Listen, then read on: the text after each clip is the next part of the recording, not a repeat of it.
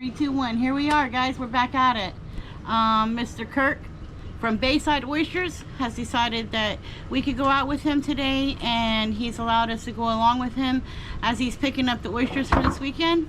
And we'll come back to you guys when we get out there. The water down, but it's not much better. So I just put myself in a position to... Okay, so she's got us filming. We're going out to the oyster beds. We're going harvest. We have oysters already in cages at market size, so we don't have to sift through them each time we go out. So that's when we talk about working the oysters. We go cull all the market size and put them in specific cages. So right now I have about 6,700 oysters ready to harvest.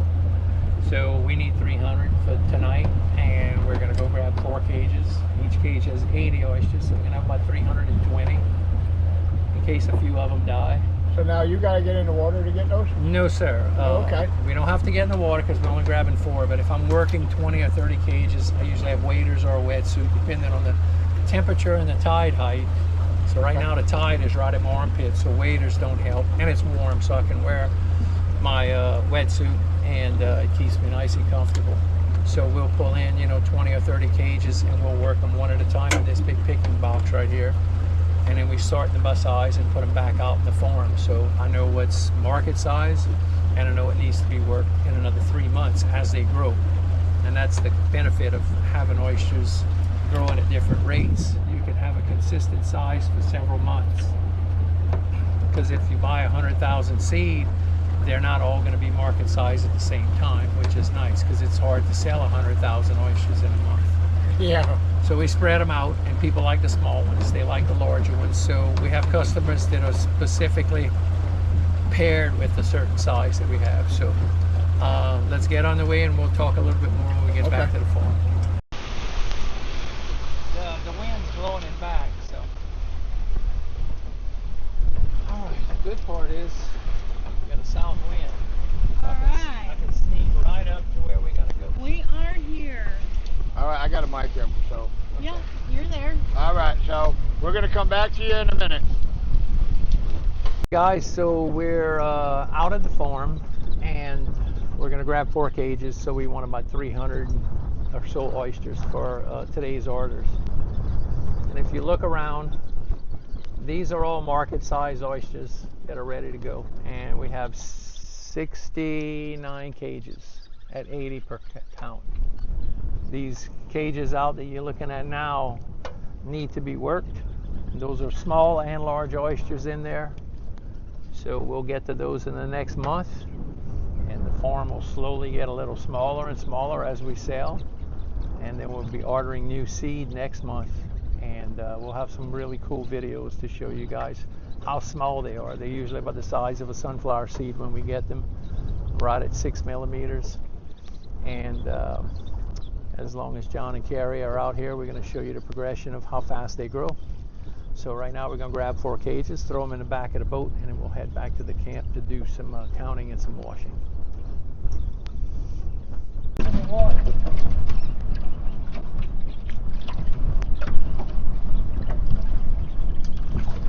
Yeah, because you just cleaned those, didn't you? So I sent these in 2 weeks ago because I know the bungee's up, and I just flipped it. But always put bungee up first, so I know it's a fresh set. And then on the back side, in 2 weeks, this is all the grass and fouling that grows.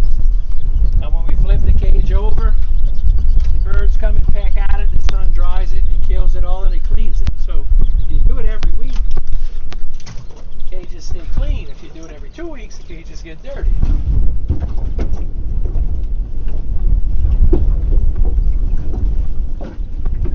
So for 4 cages, we don't have to jump in the water.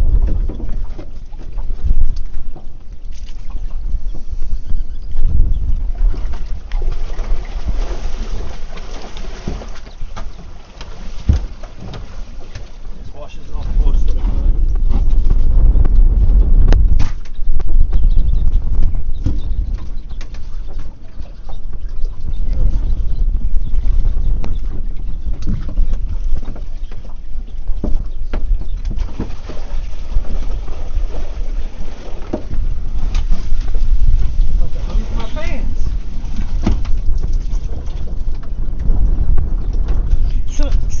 approximately how many oysters does per pod? You said 80, right? 80 right now because they're so large, but we can start up to 5,000 in each cage. Wow.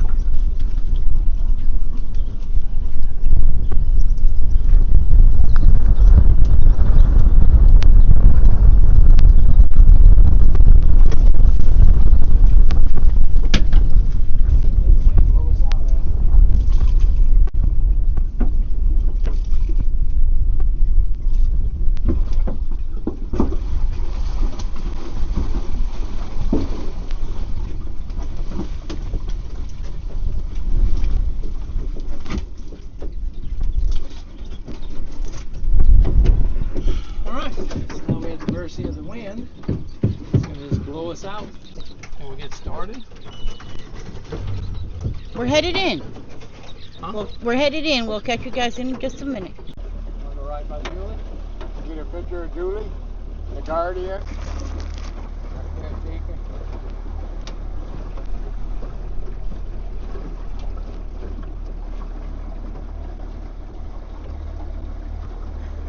it. There she is, guys. The famous Julie. We'll catch you guys back at the dock.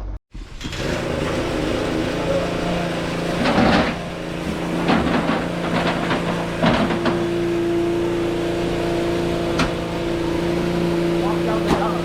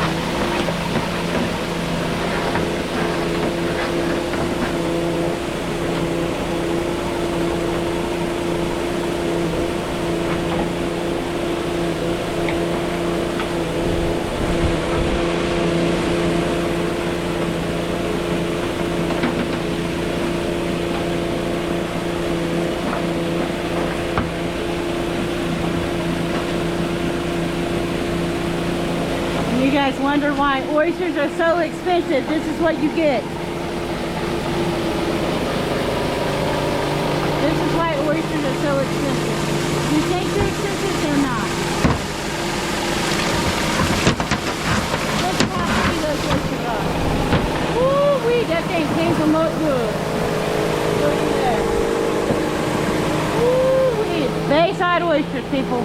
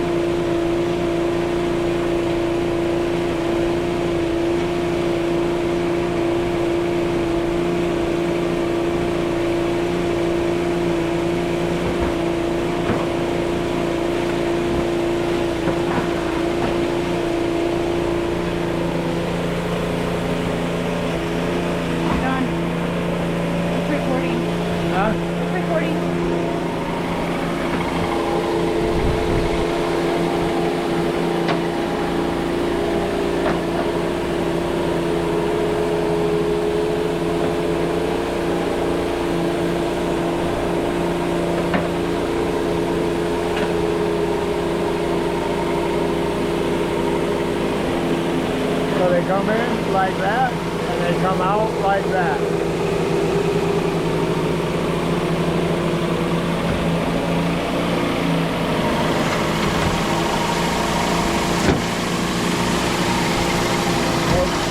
That's what you're getting right there. You're looking at the Grand Isle Duels, that's what you're getting. Amazing.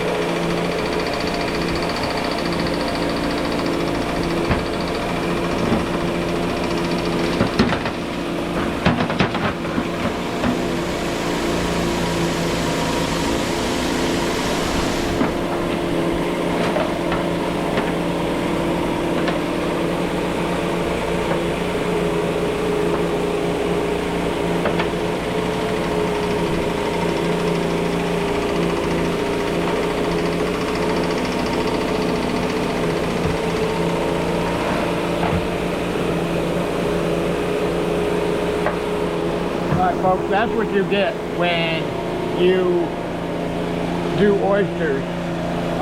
The oysters you get, Grand Isle, start to finish. Alright, we're going to let Mr. Kirk do his job, get his oysters all bagged up and everything. And when he gets them all sacked up, we'll show you what we wash. We wash them from the water to the sack to the cooler. And I'll show you his cooler.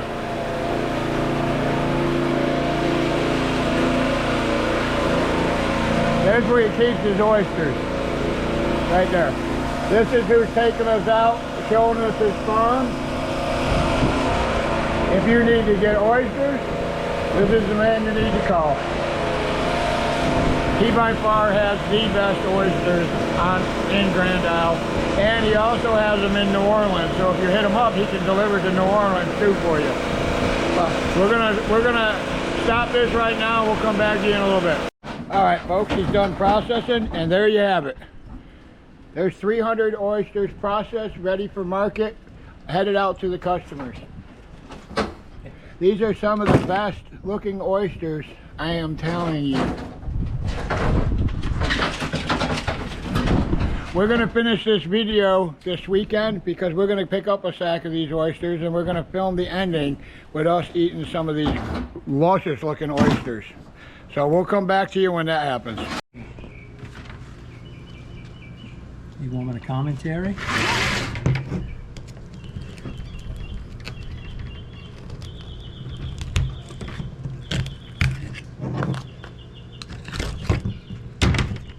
Ooh-wee. Nice. Sorry.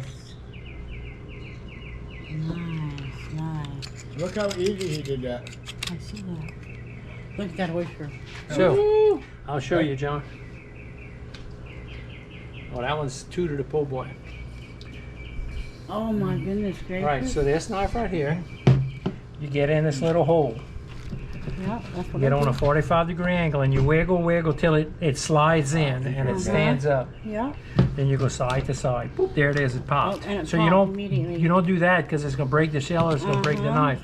You open it up, stand it up, cut along the top. Ooh, look how And fat there that one it is. is. Man, I'm telling you what, these are awesome. So all of this white stuff right here, that's the milk because they're ready to spawn. But since these are triploid oysters, they don't release it and they don't get milky. Look how clear that liquor is coming out. It's just as clear as the water. Well, clearer than the water. All right, big boy. These are delicious, people. Big boy. What are you doing? I'm telling you what, these are naked and these are awesome. Oh my goodness. Folks, I'm telling you what. Okay, so coming up in this video now that Mr. Kirk showed us how to shuck them. Now we're going to do charbroiled oysters coming up next, and we'll come back to you when we're ready to cook those. Okay, Miss Carrie, what are you doing here? Put my compound butter on my oysters. Okay, so here we go. The oysters are shucked and on the grill. She's going to put her compound butter in every one.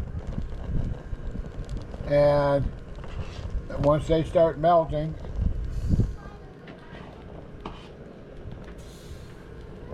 this is homemade compound butter. What did you put in it? I put garlic and some capers and butter.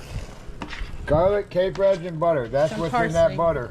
Some And then parsley. she made it, got it soft, and then let it chill to become hard.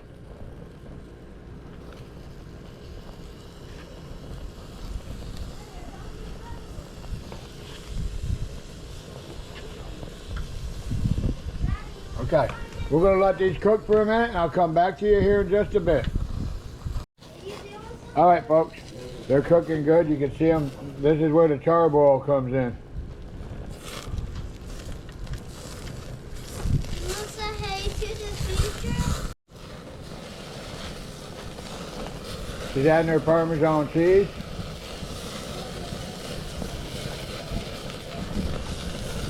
See how the oysters are bubbling and doubling?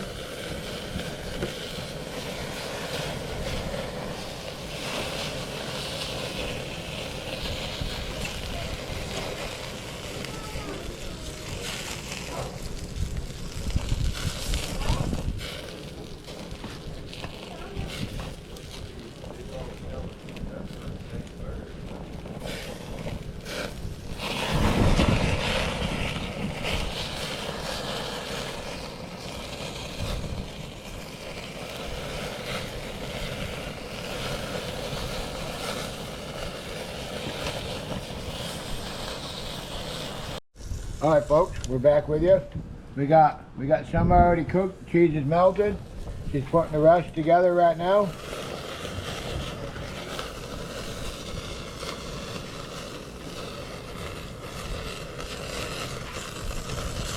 We're doing this on a little gas grill because we got ribs on the smoker over there. Charbroiled oysters and smoked ribs is what's for supper tonight in this house. Fresh out of the bay oysters. The Grand Isle Jewels. This is what everybody in New Orleans is loving. Bayside Oysters. Bayside Oysters. If you want to get oysters and you're in the New Orleans or Grand Isle area, La Rose, give them a call. These are some of the best oysters that we've ever had. Okay, Miss Carrie's putting the rest of these together. We'll come back to you. Hold on. I'm going to take you over and show you the ribs. I'm going to show you the ribs, okay? There's the ribs on the smoker. That's what's for supper. We'll come back to you here as soon as the oysters get done and we get ready to have those as our appetizer. All right, folks, we're done with the oysters. It's Carrie done made them, charbroiled oysters. We're gonna give you one on camera.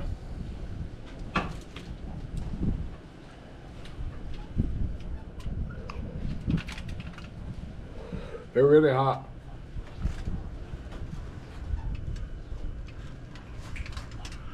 Oh, they're too hot yet. I'm gonna have to cut it in half. There's one of those that's already cool. You picked the hottest ones I just took off. Okay, I'll take one over here that's cooler for you. That one is hot as hot. Those ones have already had time to set up. Oh yeah, these ones are good.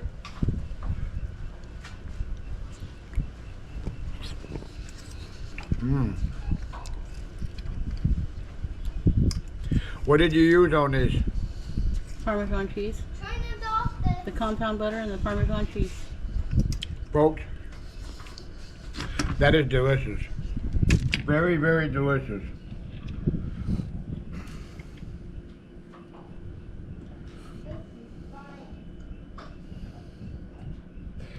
I want to give a shout out to Kirk with Bayside Oysters for making this video happen. It is really nice of him to spend his time in showing you and us what happens, and then I showed you how we cook them. So this is going to be the end of this video. If you like what you saw, please like, subscribe, comment, share, let your friends know that there's a channel out there that is just up and coming and doing things just a little differently.